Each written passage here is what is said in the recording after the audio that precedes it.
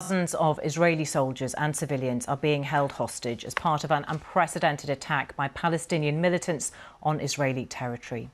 Israel's Prime Minister Benjamin Netanyahu says his country is at war. His government says the Palestinian militant group Hamas launched more than 2,000 rockets into the country, killing at least 200 people and wounding nearly 1,000.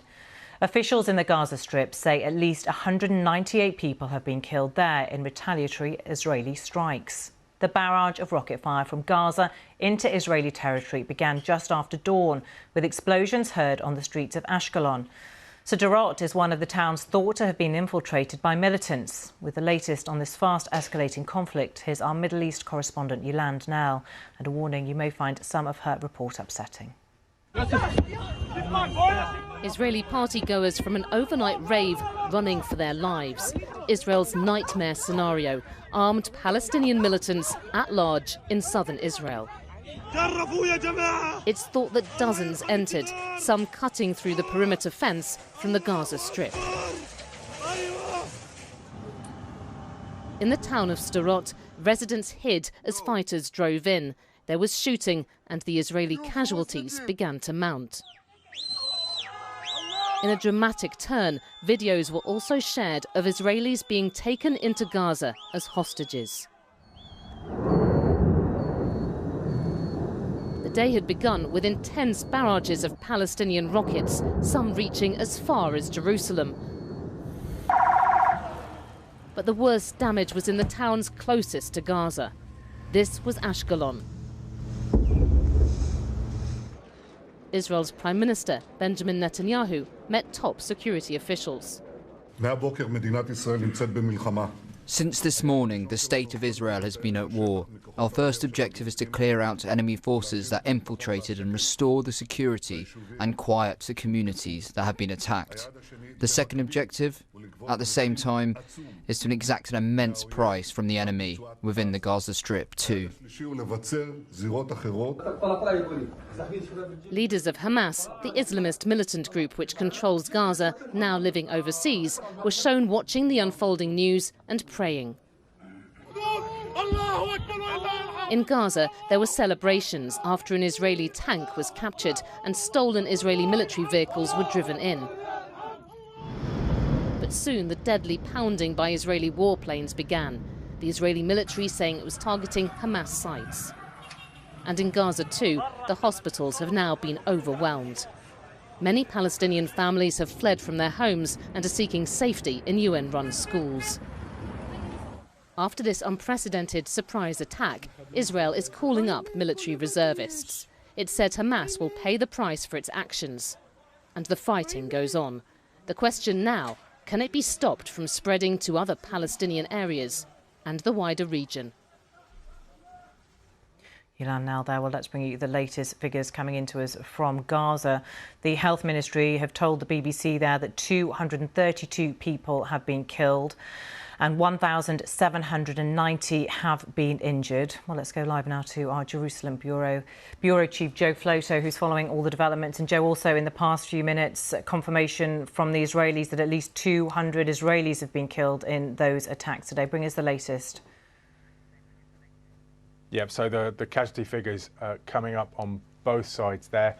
There's still fighting going on. So we're just coming off an Israeli military briefing, and they're confirming that there is ongoing gunfire in some of their military installations and border crossing points on the Gaza Strip, which has taken them hours to retake, and they still haven't completed that process. They estimate that hundreds of militants managed to break out of Gaza and storm several locations near the Gaza Strip in Israeli towns. And we've seen this chaos unfold during the morning hours, with people being taken hostage, a number of people killed, and we've seen extraordinary videos of Israeli civilians being dragged away by militants, supposedly into the Gaza Strip. And we can confirm that there are dozens, we think, of hostages now being held by militants in Gaza. There's so much to talk about, Joe. I just want to ask you about the military operation, because also in the past few minutes, the Reuters news agency were reporting a military spokesperson, Israeli military spokesperson, saying we are prepared for an escalation in the north. Now, geography-wise, a lot of these attacks happened in the south of the country. What do you think that's going to mean? What they're doing there is trying to reassure people and send out a message to Israel's enemies outside the country that they are prepared for a war on several fronts. The main concentration of military effort at the moment is in the Gaza Strip. So they are amassing hundreds and thousands of soldiers. They've called up reservists and they are preparing for a big ground operation into the Gaza Strip. They've made no secret of that. It will take them a while to plan that. In the meantime, they are bombing Gaza Strip, and that hence the casualties that we're seeing being reported out of Gaza. But to the north of the country is Lebanon. And Hezbollah is a well-known militant organisation that runs pretty well that country and controls the large area of the south of that country and has had a war with Israel in the past. And they have voiced their support for Hamas today. And within their control, within the areas of control of Hezbollah, are also Palestinian militant factions who have in the past fired rockets out of Lebanon into Israel. So the Israeli military is saying they are prepared for any eventuality, but make no mistake, what they're planning at the moment is a massive attack on the Gaza Strip using thousands and thousands of soldiers. We just don't know when that's going to happen. OK, and politically, Israel's Prime Minister Benjamin Netanyahu has, in the last 20 minutes or so, said he's invited the opposition leaders Yair Lapid and Gantz to join a national unity government. What's that going to mean?